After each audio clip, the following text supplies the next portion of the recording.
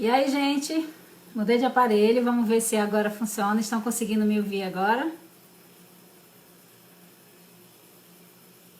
Pronto, então vamos recomeçar. Vamos recomeçar com a nossa prece, para sintonizar as coisas. Então vamos agradecer a Deus por mais uma oportunidade aqui reunidos. Agradecer pela presença de cada um aqui. Vamos buscar sintonizar com nossos anjos guardiães e com os espíritos trabalhadores do Lar Filhos de Maria, pedindo a eles que acerenem os nossos corações, os nossos pensamentos e que possamos todos estar numa só vibração e numa só sintonia de paz e de amor, para que tudo possa transcorrer com muita tranquilidade nessa noite. Que assim seja. Então, hoje o tema da nossa palestra é... eu sou Rose. Agora eu vou ter que ser mais sucinta, porque eu já perdi um tempinho aqui. Exerço as minhas atividades espíritas no Paulo de Tarso, no Instituto Espírita Paulo de Tarso. E sou uma estudante do Espiritismo, como eu costumo dizer. E agora eu vou ter que resumir dizendo apenas que eu também sou tia de Alice. Depois a gente fala melhor sobre isso se tiver tempo.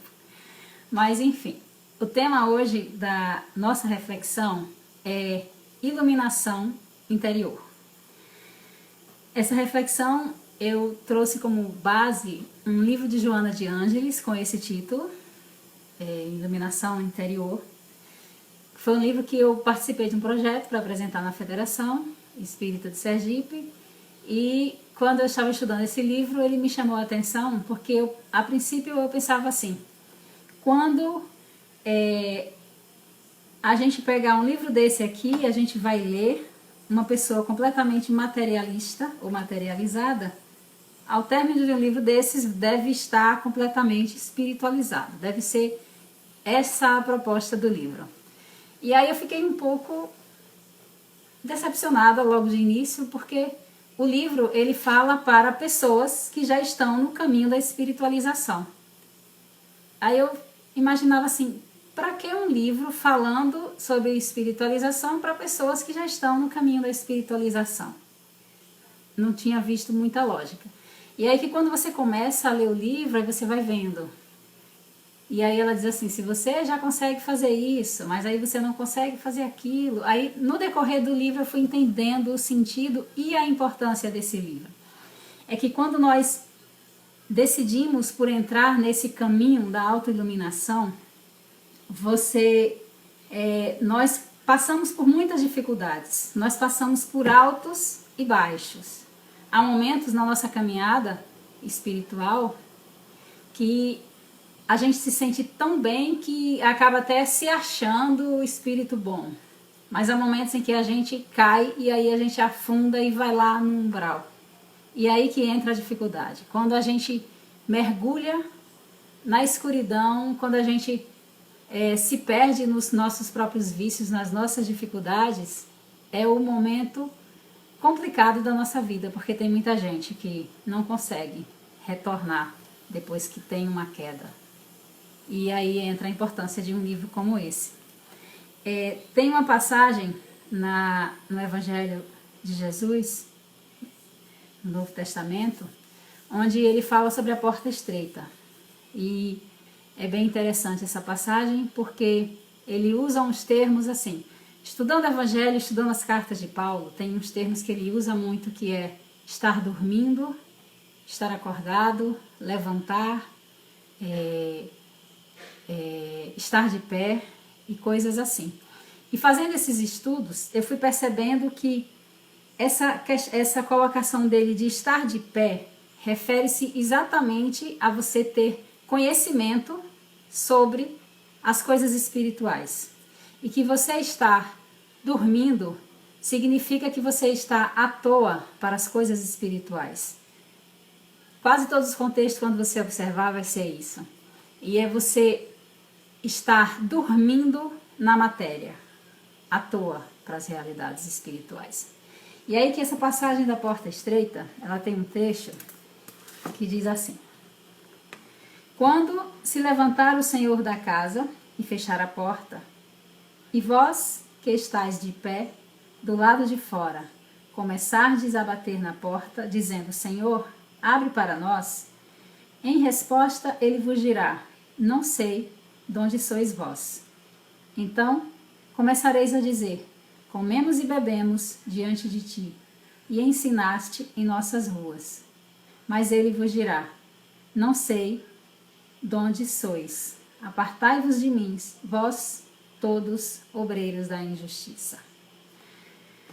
Então, nessa passagem, ele deixa claro: as pessoas estão de pé, paradas do lado de fora. E aí chega o Senhor da casa. E aí ele fecha a porta. Aí o que é interessante nisso?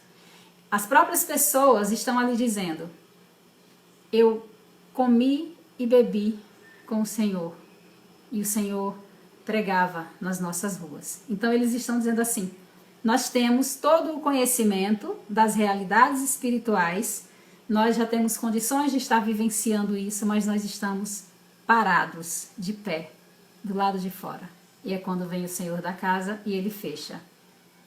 É essa a situação das pessoas que têm já a condição, que têm o conhecimento e que simplesmente se entregam à vida material e aos seus vícios. E nessa mensagem, Jesus, ele começa essa mensagem, é narrado assim: e Jesus passava por cidades e aldeias, ensinando e fazendo a caminhada para Jerusalém. Quando se fala em caminhada para Jerusalém, se fala essa caminhada, essa busca, esse trabalho constante consigo mesmo em prol de alcançar as esferas mais altas de purificação. E ele mostra que Jesus não está parado em nenhum momento. A passagem começa dizendo exatamente isso, que ele passava por cidades e aldeias pregando, ensinando e fazendo a caminhada dele para as esferas mais altas. Então, o próprio Jesus não fica parado dizendo: faça o que eu digo, mas não faça o que eu faço. Ele diz: eu faço e me siga. Ele mostra o exemplo. E aí que a gente não vai conseguir nada se a gente ficar parado do lado de fora. Aí uma passagem bem prática, né, sobre isso é a questão de Lázaro.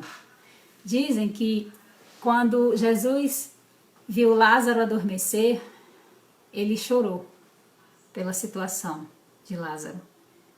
Porque Lázaro, a mensagem de Lázaro começa dizendo assim: estava enfermo um certo Lázaro a quem Jesus amava. Então, esse Lázaro, ele era irmão de Marta e Maria. Eles eram amigos íntimos de Jesus. Lázaro era a típica pessoa que vivia às voltas com Jesus, vendo as suas pregações e aprendendo ali com ele. E Lázaro simplesmente se deixa adormecer.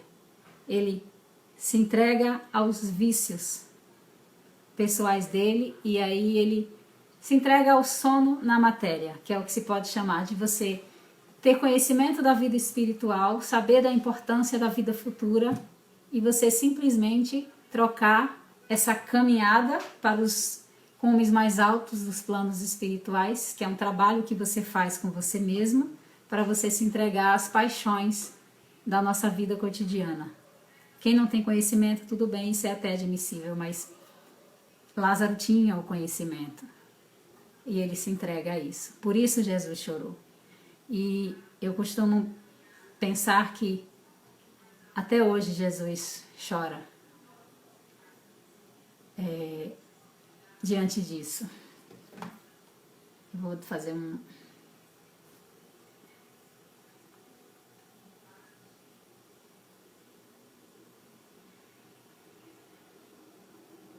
Eu vou só compartilhar aqui na internet do celular, tá, gente? Porque a internet hoje está fraquinha. Só um momento. E assim, essa é a questão de Lázaro, porque Lázaro ele se deixou adormecer na matéria e ele se enquadra perfeitamente nessa situação de muita gente que a gente conhece, que tem todo um conhecimento espírita e não consegue colocar em prática essas coisas e acabam largando de lado as coisas espirituais quando encontram os obstáculos, porque as dificuldades acontecerão. Sempre que a gente se coloca, quero me auto-iluminar, nós vamos encontrar muitas dificuldades.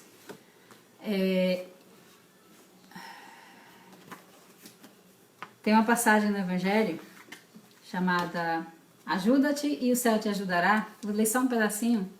Os espíritos eles dizem assim: os espíritos não vêm isentar o homem das leis do trabalho, mas mostrar-lhes o fim que deve atingir e o caminho que a ele conduz, dizendo-lhe: caminha e chegarás. Encontrarás pedra sob os teus pés. Olha e tira-as tu mesmo. Nós daremos a força necessária, se a quiserdes empregar. Então, o que ele está dizendo? Haverão dificuldades, nós encontraremos pedras sob o caminho e ninguém vai resolver por nós. Mas se você resolver que você quer fazer essa caminhada e se colocar nela com coragem e com humildade, eles estão ali para nos ajudar. E é dessa forma que Joana escreve esse livro com esse intuito de nos ajudar a aprofundar mais o conhecimento do Evangelho, trazendo ele para as situações da nossa vida. Eu vou pegar algumas coisinhas de Joana aqui só para a gente ter uma noção mais ou menos de como é que ela faz. Ela diz assim, ela tem uma mensagem, eu separei duas, e uma mensagem se chama Cisânia. Cisânia, ela diz que Cisânia é o joio para a botânica. Gente, mais problema? A imagem sua não está aparecendo. É Ai, Jesus. Vai lá, Elisa. Pronto, voltei. Você pode finalizar, tá bom? Prossiga. Sim, senhora. Essa palestra hoje está ótima. Bom, então assim, Cisânia em botânica é o famoso joio que é confundido com o trigo, que ele cresce junto com o trigo e tal. Só que no sentido figurado, Cisânia quer dizer desavença. E aí ela faz uma pregação sobre essa questão das desavenças e de pessoas que se deixam conduzir pelo espírito da Cisânia. E ela descreve essas pessoas como são. São aquelas pessoas que gostam de criar confusão. São pessoas que não sabem, ela diz assim, são espíritos que ainda são muito inferiores e eles não conseguem ainda viver em sociedade. E aí que eles encontram dificuldades em todo tipo de relacionamento. Eu vou citar algumas características porque a gente que trabalha em centro espírita, a gente vai conhecer alguns assim. E são pessoas que criam discussões intermináveis, são pessoas que apontam problema em tudo e nunca apresentam uma solução. Todo projeto que ela tem é melhor que o projeto dos outros, e aí ela começa a envolver as pessoas para que as pessoas entrem no projeto dela, e quando as pessoas entram, ela salta fora e deixa as pessoas ali para que as pessoas assumam a responsabilidade daquilo que ela criou. E, enfim, são pessoas que gostam de criar intrigas. Aí ela diz assim, eles vão entrando naquele lugar onde ele quer reinar, e aí vai criando conflitos por inveja, vai criando desavenças, e tudo com o único objetivo de acabar com a fraternidade que existe em qualquer lugar. E aí seja no trabalho, seja no trabalho no centro espírita, seja no seu trabalho, essas pessoas que são movidas pela Cisânia, elas são dessa forma. E aí Joana diz assim, se te encontras abraçando uma realização dignificadora, não ficarás livre da sua peçonha nem dos seus espículos. Ninguém alcança o acume de um monte se permanece na baixada, evitando cair nos precipícios ou tentando eliminá-los. Aí ela mostra assim, que a gente normalmente quando tem uma pessoa desse tipo, vamos citar um exemplo, no trabalho. Aí você tem lá um chefe que gosta de jogar um funcionário contra o outro, que gosta de humilhá-lo, e aí ele joga você contra os outros, e aí ele faz fofoquinha sua de um para o outro, e de um para o outro, e você, se você tenta se defender dessas fofoquinhas que ele cria, você está sintonizando com ele. E aí que normalmente as pessoas tentam fugir de situações assim. Quando você tem várias dificuldades na vida, a nossa principal tendência é: eu quero fugir dessa dificuldade, eu quero abandoná-la e vou deixar para trás. E aí ela diz assim: não adianta desviar, você tem que chegar no cume do monte. Se você ficar ali embaixo tentando se desviar, você não vai chegar no cume do monte nunca. É preciso que você supere os obstáculos. E aí que eu saí de um trabalho, quando eu me dou mal com alguém, é fugir. Você vai estar desviando dos obstáculos, você nunca vai subir. É isso que ela coloca.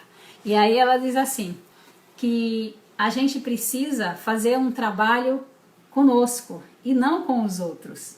E ela diz para você não entrar na sintonia. Estão falando mal de você? Deixa. Não tente se defender. Se você tentar defender, sintonizou. E você tem que ficar fora dessa sintonia que criam para você. Ela diz assim, não se importe com o que estão falando de você. Siga em frente e deixa essa pessoa lá, com o que ela sabe fazer. Viva você o seu e se mantenha firme no seu caminho. E ela fecha assim, essa passagem, né? Para a gente entender que não se trata realmente de nem fugir, nem estar entrando nessa dança que a pessoa está lhe convidando. Ela comenta assim: trabalha-te interiormente o lado negativo da personalidade e luariza-te, harmonizando-se no seu próprio ideal de produzir para a verdade. Com essa disposição chegarás ao túmulo sem recordações infelizes, nem tormentos indispensáveis e com inefável alegria. Vencendo-te a ti mesmo, terás conseguido a maior vitória da existência carnal. Eu vou falar um exemplo de algo que eu vivi nesse sentido, que é coisa rápida. Foi assim, quando eu estava estudando na turma de desenvolvimento mediúnico, a nossa dirigente, ela agendou umas visitas para nós, em grupos de 4 ou 5, para a gente conhecer uma mediúnica, o funcionamento de uma mediúnica, na qual ela era dirigente. E aí, quando chegou o dia da visita do meu grupo, eu senti uma antipatia tão grande pelas pessoas daquela mediúnica, mas foi uma coisa assim insuportável, que quando eu saí de lá daquela reunião, eu nunca tinha pensado em minha vida em desistir de mediúnica e tudo mais, mas foi tão insuportável o que eu senti ali, que o meu pensamento foi assim: vou desistir desse negócio de mediúnica, eu não preciso entrar em tudo, para que eu preciso participar de tudo? Então, saí de lá muito abalada e eu levei um tempo com esse pensamento. Mas aí eu fui me trabalhando e continuei no estudo. Aí no fim do estudo, chegou o momento da gente... a nossa mediúnica não seria... A turma do estudo não seria formada, nós seríamos distribuídos em outras reuniões. E quando eu fui lá para olhar a relação das ofertas, para eu entrar em alguma turma, alguma mediúnica que já existia na casa, aí tinham 2 vagas nessa reunião das pessoas que eu antipatizei.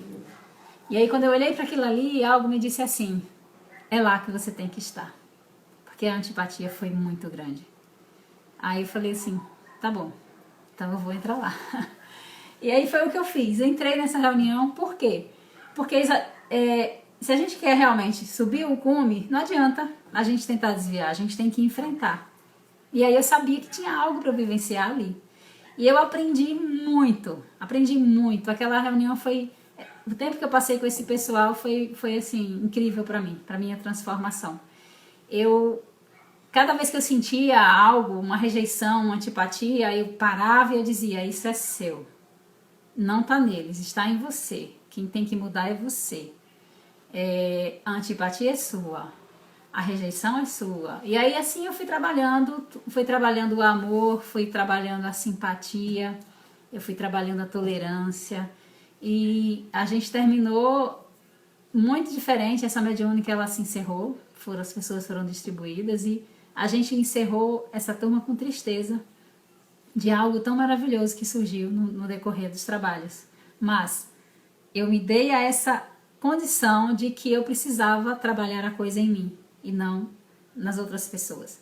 E aí o que essa mensagem mostra? Que enquanto nós estivermos vivendo em sociedade, buscando mudar o outro, a gente não está fazendo nada para o nosso próprio crescimento. E a gente não vai chegar a lugar nenhum, porque a gente não tem que mudar o outro.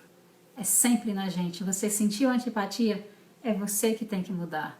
A gente não tem que tentar mudar o outro. E aí o que Joana diz com relação a isso da Cisânia? Com relação a essas pessoas? Ela diz assim, não tente salvá-los. Você não vai conseguir salvá-los. Deixa ele lá, fazendo o que ele sabe fazer, e segue você o seu caminho com firmeza. Faça você as mudanças necessárias em você e siga em frente, não sintonizando com eles. Aí é uma forma de ensinamento do evangelho na prática que a gente não considera. Então é algo que ela traz.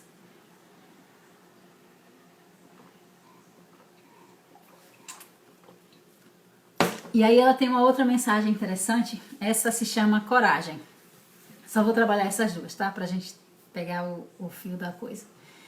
Essa mensagem chamada coragem, ela mostra que existem duas visões distintas de coragem.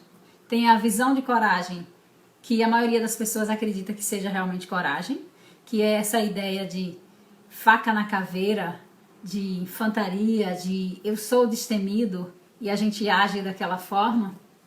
E tem a outra situação de coragem que ela mostra depois, que é a verdadeira coragem. E aí que ela diz assim, nessa mensagem, né? Quase sempre a coragem está associada à intemperança e à agressividade nos atos, por cujos meios o indivíduo resvala na precipitação, incapaz de conter os ímpetos de violência que o aturdem. Toda vez que se atira no torvelinho ameaçador ou nas lutas tirânicas com ambições desmedidas, ameaçando a estabilidade vigente, parece demonstrar uma grande coragem. No entanto, irresponsável, o gesto não passa de desequilíbrio de comportamento e de desarmonia da emoção. Então ela fala que toda vez que a gente age com essas atitudes que consideramos como coragem, essa coisa destemida e vou lá e vou fazer acontecer, a gente está agindo de uma forma com descontrole emocional. Isso não é a verdadeira coragem. E aí eu lembrei, quando eu estava vendo isso, do apóstolo Pedro, para trazer um exemplo dessa visão de coragem que a gente tem. Quando estava no horto, Jesus, Pedro e mais 2 outros apóstolos, e aí chegam os soldados, conduzidos pelo chefe, pelo servo do sumo sacerdote, para prender Jesus, e Pedro pega a espada dele, e com toda essa coragem que a gente conhece, ele enfrenta. Imagine você, chegam os guardas ali para prender Jesus e Pedro pega a faquinha dele, que não é uma espada, que ele não usava espada, era uma faca, que ele era um pescador. E aí ele vai lá e arranca a orelha do servo do sumo sacerdote. E quando ele faz isso, Jesus para ele e impede que ele prossiga, e Jesus fala assim para ele, deixa eu ver se eu acho aqui. Jesus diz assim: lança a espada na bainha. Porventura, eu não beberia o cálice que o meu pai me deu? E com isso ele para Pedro e impede que um dano maior seja feito. Agora vamos analisar essa questão da intemperança de Pedro. Vamos analisar o que significa essa passagem. Malco era o servo do sumo sacerdote, de quem Pedro cortou a orelha. Malco significa rei. Ele era a representação máxima do sumo sacerdócio, que são pessoas que vivem do culto externo. Então, quando ele arranca a metade, ou quando ele arranca a orelha de Malco, ele está fazendo com que as pessoas que vivem do culto externo passem a ouvir somente metade do que elas precisam ouvir. E essas pessoas são as pessoas que mais precisavam ouvir a mensagem de Jesus. A simbologia dessa passagem é essa. Ele estaria impedindo que essa mensagem chegasse completa por um ato de intemperança dele ali naquele momento. E aí Jesus toma a frente e busca corrigir aquela atitude dele. E Jesus tem todo um cuidado para que um dano maior não aconteça. Mas aí a gente vai para a segunda parte da mensagem do que é a coragem. Joana diz assim: a coragem, isso agora é a coragem verdadeira pelo ângulo de visão dela, dá forças para que sejam suportadas as provações mediante a conduta de misericórdia, munindo-se de cautela, a fim de que o tormento íntimo não se exteriorize de maneira destrutiva. Parece grego, mas nós vamos contar. Vamos continuar com Pedro para a gente entender o que é que ela está dizendo. E aí que eles levam Jesus e Pedro, ainda movido pela coragem na primeira versão, ele segue os soldados até a casa lá onde Jesus vai ser interrogado e tudo mais. Ele vai acompanhando eles de longe. As pessoas costumam dizer que Pedro é covarde. Isso para mim é um equívoco. Ele não foi covarde, porque enquanto Pedro, além de ter tentado arrancar a orelha do cidadão, ainda acompanha os guardas, os outros fugiram. Todos os outros fugiram. A não ser um outro que era amigo do sacerdote que estava lá na casa. Dizem até que era João Evangelista, a gente não sabe disso. Mas fora eles, todos os outros fugiram, mas Pedro estava ali. Ainda sendo movido por essa intemperança, tentando achar uma forma de tirar o mestre dele daquela situação. E ele vai. Mas quando ele chega lá na casa, que ele vê a situação na qual Jesus está metido, que não tem como fazer nada, e é quando ele começa a perceber a realidade das coisas. Jesus todo o tempo dizia aos apóstolos o que iria acontecer, mas eles parece que não entendiam direito, a ficha deles não caía de que aquilo tudo iria acontecer com eles. O momento em que Pedro começa a compreender isso é quando ele vê tudo aquilo que Jesus disse que iria acontecer, começar a acontecer. E aí que no momento da primeira negação é quando ele percebe realmente a situação. Ele percebe que tudo vai se concretizar e que não adianta ele perder a vida dele ali, naquele momento. E é quando, segundo Joana, ele diz assim, é agora que ele encontra a força para suportar a situação que ele está vendo ali. Então ela diz assim: a coragem dá forças para que sejam suportadas as provações, mediante a conduta de misericórdia. Então, ele se mune de uma força para que ele tenha a condição de vencer os tormentos íntimos dele, porque naquele momento ele se sente muito atormentado. Imaginem você ter passado 3 anos com Jesus, momentos maravilhosos, e aí você já sabe de tudo que vai acontecer, porque Jesus já lhe disse, e você vê aquilo começar a acontecer.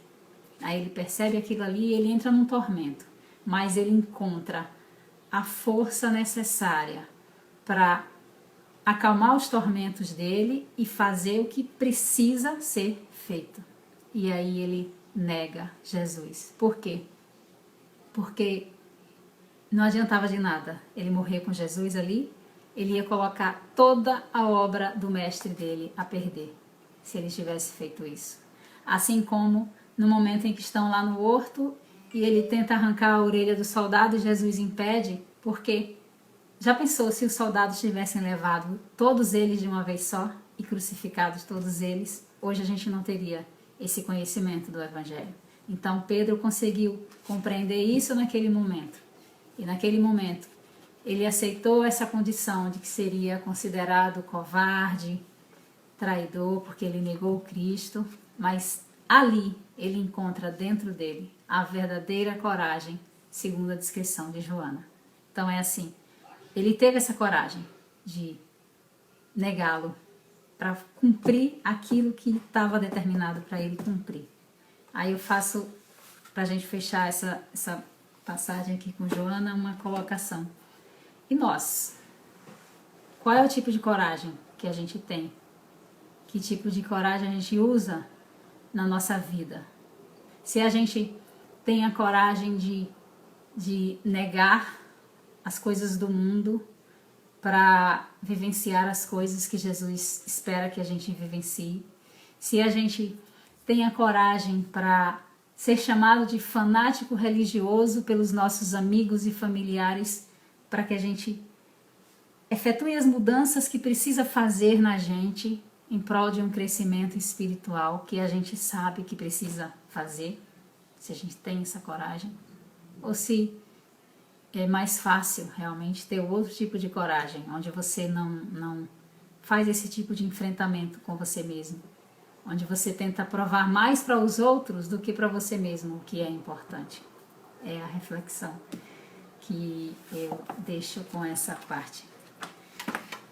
Enfim, então, esse livro de Joana, ele tem essa importância de nos ajudar a trazer os ensinamentos de Jesus para o nosso dia a dia, para que quando a gente se depare com as pedras no nosso caminho, na nossa tentativa de iluminação, a gente crie condição de vencer as dificuldades. E por que que ela faz isso? Ela tem uma mensagem que algumas pessoas se chocam um pouco ao ouvir, mas ela diz assim, essa mensagem é a número 3, tem um trechinho onde ela diz assim: eu sou o caminho da verdade e da vida, afirmou Jesus. A fim de ser alcançada, Deus em plenitude, Jesus é o caminho único. Embora se multipliquem os missionários do amor, da compaixão e da sabedoria em todas as doutrinas espiritualistas que vieram em seu nome, a fim de preparar as criaturas para o grande encontro com o seu coração. Toma-o como modelo e guia, seguindo-o alegremente, e a verdade te embriagará de luz e de paz, conhecendo-te, vida em abundância. Então, olha só, Joana está dizendo assim, não existem outros caminhos para a autoiluminação. O caminho é único, é Jesus. Não sou eu que estou dizendo isso, é Joana. E aí ela fala assim, outros vieram antes, grandes missionários de amor, trouxeram muitos ensinamentos maravilhosos, mas o caminho único é Jesus. E agora? E aí, que quem confirma ou desconfirma essa informação é o próprio Jesus. Ele diz assim, na passagem O Bom Pastor, ele diz assim, olha, quem não entra pela porta do aprisco das ovelhas, mas sobe por outro lugar, este é ladrão e salteador. Eu sou a porta das ovelhas. Todos quantos vieram antes de mim são ladrões e salteadores. Mas as ovelhas não os ouviram. Eu sou a porta. Se alguém entrar por mim, será salvo. Entrará e sairá e encontrará pastagens. Essa é uma mensagem um pouco profunda para mim. Veja, gente, o que ele está dizendo aqui? Vieram outros luminares e trouxeram ensinamentos maravilhosos. E aí que a gente encontra vários caminhos de espiritualistas ensinando a gente a fazer a autoiluminação. Mas aí Jesus afirma que só chega na autoiluminação, realmente. O que seria isso? A caminhada para Jerusalém, alcançar as esferas mais altas da espiritualização, se for através dele. E o que é fazer isso através dele? É você fazer a sua autoiluminação seguindo as leis de Deus. É você amando o próximo como a ti mesmo. Esse é o caminho de Jesus. Aí eu vou entrar um pouco em umas questões mais espíritas para a gente conseguir entender essa colocação de Jesus. Como é que seria isso? Todos nós temos na nossa estrutura vários campos energéticos. Nós somos um espírito e nós vamos desenvolvendo campos energéticos que vão se adensando até que a gente consiga criar o nosso corpo físico. A gente vem de uma caminhada, é o que Pietro Baldi chama de a grande síntese, que você vem, constrói, depois você volta sutilizando. Então seria mais ou menos isso. Eu sou um espírito e eu começo uma caminhada lá, simples e ignorante, e vou criando uma estrutura, e essa estrutura ela é formada por algumas camadas são camadas energéticas, não sei a palavra certa, não sei se seria energia, mas a gente costuma chamar de corpos espirituais, são os corpos do espírito. E algumas pessoas acreditam que são 7 corpos, outros acham que são muito mais, enfim. Kardec fala que nós temos espírito, perispírito e corpo físico. Muito bem. Essas camadas ou esses corpos, na verdade, são como se fossem dimensões psíquicas. O mundo espiritual é um mundo psíquico. Então, quando eu vou me adentrando nesses meus corpos mais internos, a minha consciência ela vai vivenciando coisas nessas dimensões espirituais. Então, tudo isso é uma questão de espiritual. Aí o que acontece? Nas dimensões mais próximas do espírito, nós encontramos aquilo que se pode chamar de dimensão do reino dos céus. Por isso que eu estou falando sobre isso.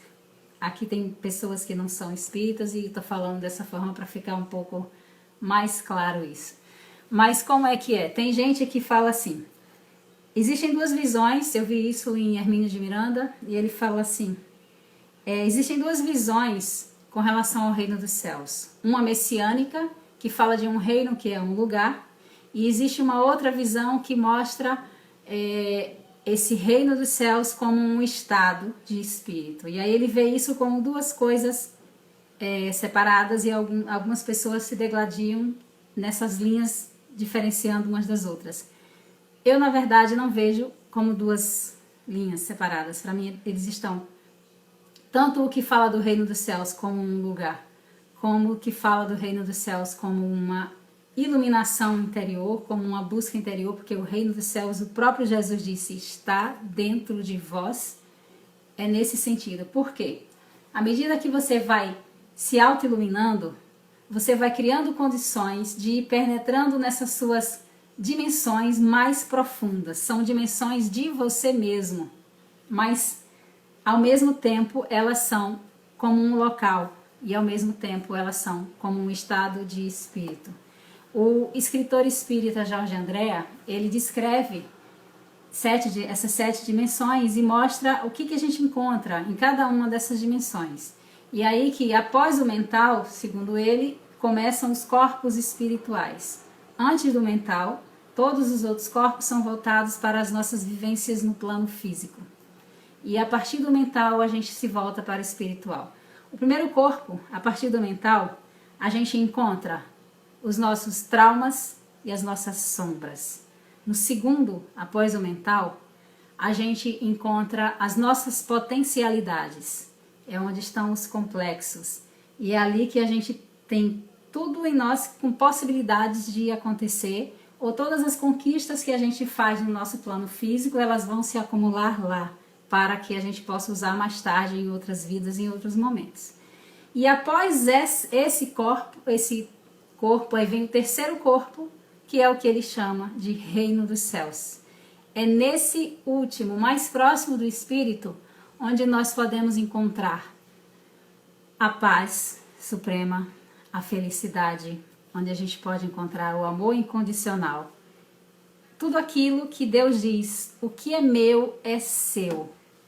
Usa, você pode usar porque é meu. Então, isso é um local, de certa forma, porque é uma dimensão em nós, nos nossos próprios corpos, mas ao mesmo tempo é um estado de espírito. É onde você vai encontrar a alegria suprema, que é o reino dos céus dentro de você. Então, assim, por que eu falei isso? E estou ligando isso à questão do pastor e dos ladrões. Por quê? Quando Jesus diz assim, somente pela porta você pode entrar no aprisco, e somente pela porta você pode sair e entrar quando quiser, e você vai encontrar pastagens. Com os ensinamentos trazidos por outros, você consegue, em alguns momentos, em meditações, em situações maravilhosas, até acessar essas dimensões que estão em você. E talvez alcançar momentos maravilhosos, mas você não se firma lá. Se você não for construindo ele pouco a pouco, pautado no bem, pautado no conhecimento. E essa é a diferença entre você buscar a autoiluminação, seguindo os passos de Jesus, e você tentar encontrar isso apenas fazendo técnicas e fazendo outras coisas. Você vai ter acessos, vai viver momentos. Um exemplo disso, eu já conheci várias pessoas que, fazendo técnicas e meditações e trabalhos psicológicos, conseguiu adentrar o primeiro corpo espiritual depois do mental. E lá ela encontrou suas sombras, seus traumas e seus medos. Aí você chega lá e você descobre que você tem em si um ladrão, que você tem em si um assassino, que você tem um monte de coisa mal resolvida no seu espírito que precisa ser resolvido.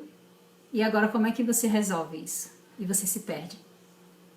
Conheço muitas pessoas entram nesse processo e quando chegam lá e que se veem, conseguem se ver como são, é importante que aconteça isso, mas como que você sai dali agora? Como que você resolve? E aí entra a importância de uma obra dessa como Joana.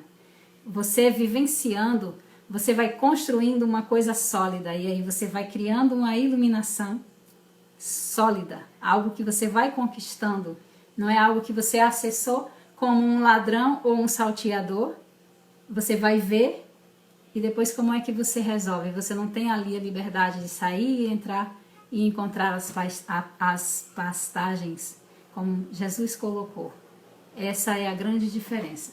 Agora isso tudo parece assim um pouco muito, não, filosófico demais, né? E parece assim que está um pouco longe do que acredita a doutrina espírita, e não é por aí, porque a gente encontra na questão 115 de O Livro dos Espíritos umas colocações de Kardec para fechar o nosso entendimento sobre tudo isso. E os espíritos, eles dizem assim a Kardec: a cada um Deus deu uma determinada missão, com o fim de esclarecê-los e de os fazer chegar progressivamente à perfeição, pelo conhecimento da verdade, para aproximá-los de si. Passando pelas provas que Deus lhes impõe, é que os espíritos adquirem aquele conhecimento, que é o conhecimento da verdade. Ou seja, o que é que ele está dizendo aqui? Que através do conhecimento, o homem, colocando esses conhecimentos em prática de forma ética, vai fazendo uma construção em si, e esse conhecimento da verdade é o que vai fazê-lo se aproximar de Deus. Aí ele fecha esse pensamento aqui na questão 117. Os espíritos dizem assim: eles alcançarão, ela é a perfeição, né? Eles alcançarão a perfeição mais ou menos rápido, conforme o desejo que têm de alcançá-la e a submissão que testemunham à vontade de Deus. Essa coisa de quando é que a gente vai conseguir fazer a autoiluminação? Quando a gente começar a viver a nossa vida segundo a vontade de Deus para nós. Parece uma coisa assim meio dogmática, uma coisa assim meio de religião. Aqui a gente encontra agora os espíritos falando para Kardec que para que você alcance uma iluminação mais rápido, depende da sua submissão à vontade de Deus. Então, Deus traça para cada um de nós algo e a gente precisa viver esse algo. O que significa isso? Significa a gente criar o conhecimento e vivenciar as coisas desse conhecimento de acordo com a lei de Deus.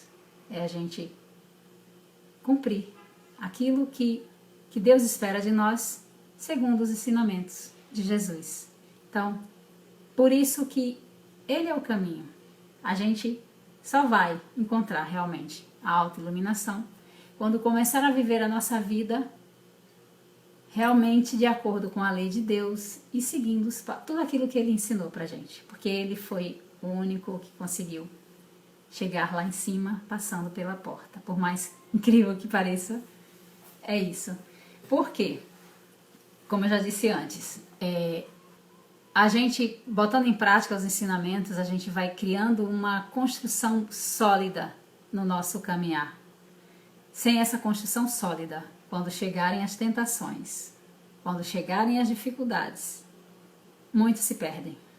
Não são poucos. Os espíritos dizem isso aqui no Evangelho, quando eles dizem que estão aqui para nos ajudar e que pedras estarão sobre os nossos pés, mas que eles estão ali para nos dar força para superar isso, exatamente por saber que vai ser difícil. Lembrem vocês que quando Jesus começou o trabalho de pregação dele, a primeira coisa que ele fez, se pôs no deserto, passou 40 dias no deserto, se entregando ao seu mais íntimo, às coisas mais internas que ele tinha, para que ele pudesse enfrentar as suas maiores tentações. E somente depois de vencer essas tentações ele começou o trabalho. Por quê? Quando você entra nesse trabalho de autoiluminação, essas tentações virão. Seus vícios vão lhe cercar. Aqueles que são seus inimigos vão tentar lhe derrubar. E tudo vai acontecer para que você não avance.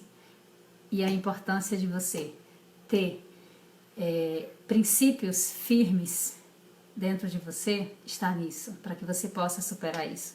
Senão, vai acontecer o que aconteceu com Lázaro. Lázaro adormeceu. Não é isso que é esperado da gente. É esperado que a gente tenha a condição de superar. E hoje à tarde eu estava ouvindo uma mensagem que tinha um pouco a ver com isso. Aí eu fiquei pensando que a gente não tem muita misericórdia com aqueles que caem, né? Lázaro, Jesus chorou e foi lá salvar Lázaro. A gente, um colega nosso que está se espiritualizando, para de se espiritualizar e larga tudo para se dedicar às coisas da matéria, a gente fica pensando, caramba, com todo o conhecimento que ele tinha, ele está fazendo isso. E aí que a gente não tem esse hábito de estender a mão a esse colega. A gente vai criticá-lo, porque ele está perdido. Mas a gente não busca estender a mão para esses amigos que precisam. Então, assim, o tom dessa palestra, não sei se eu consegui colocar, não era o de criticar aqueles que não têm firmeza na busca da sua autoiluminação, mas incentivá-los a pedir ajuda, incentivá-los a buscar realmente o conhecimento que vai lhe ajudar a fazer as superações necessárias, porque não é fácil realmente. Todos nós somos e seremos tentados quando adentrarmos esse caminho dessa busca pela autoiluminação.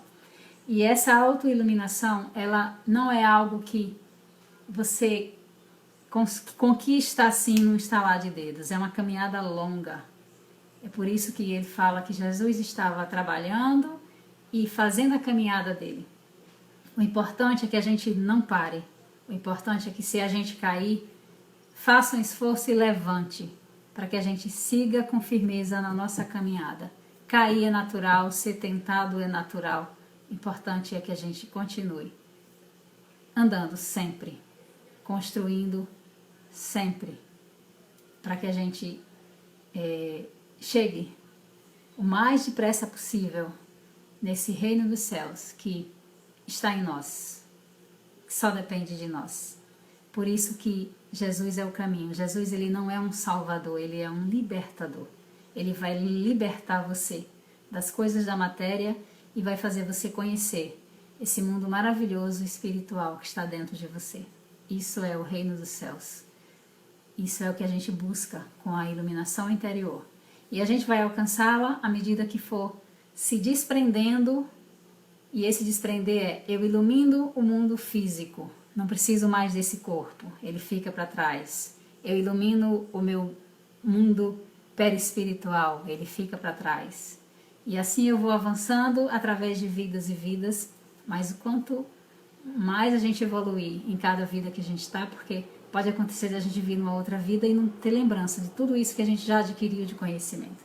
É por isso que o conhecimento da verdade é o que vai nos libertar. Conhece a verdade e ela vai te libertar. Então essa é a verdade, que o reino dos céus está dentro de nós e que só depende de nós alcançá-lo mais depressa. Então, assim, que nós possamos estender a mão àquele que precisa, que está perdido ou que está adormecendo como Lázaro, mas que a gente também possa olhar para si e observar: será que eu estou parado? Será que eu estou andando? Porque a gente não pode parar. Nós já somos conscientes. Nós estamos de pé para que o Senhor da casa não entre, bata a porta e a gente fique do lado de fora. Nos mantenhamos constantemente nessa transformação conosco. Era essa a mensagem que eu tinha para trazer. Desculpa pelas falhas tecnológicas. Eu falei isso hoje à tarde para Thomas, que eu e a tecnologia não somos um par muito afim. E gostaria de agradecer pela presença de todos. Um beijo para Alice, minha sobrinha, e para os demais sobrinhos, que eu fiz uma lista imensa no início, mas estava tudo mudo. Mas todos estão aqui. E beijo para todos. Aqui as crianças, vou explicar para vocês, as crianças me pediram para mencionar o nome delas. Então eu tenho Gustavo, Pedro, Rafael, Lavínia, Leonardo, Ellen. São muitas crianças. Felipinho, que está aqui mandando um monte de beijinho para mim também. E, enfim, obrigada a todos vocês e a gente se encontra muito em breve. Vamos fazer uma prece para encerrar. Obrigada, Senhor, por essa noite. Obrigada pelos ensinamentos recebidos para a preparação desse material. Obrigada pela oportunidade. Que todos possamos ter uma noite de muita luz, de muita serenidade.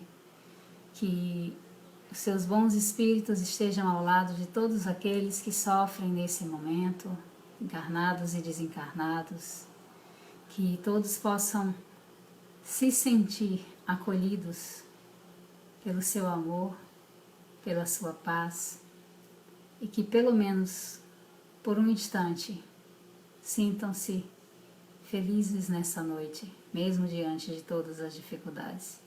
Que aqueles que estão partindo de modo sofrido com essa doença que está assolando aí fora, possam ser recebidos por entes amados e acolhidos com muito amor, para que possam, depois de um descanso, recomeçar a sua caminhada sempre em frente, sempre em direção ao Pai. Boa noite a todos e que assim seja.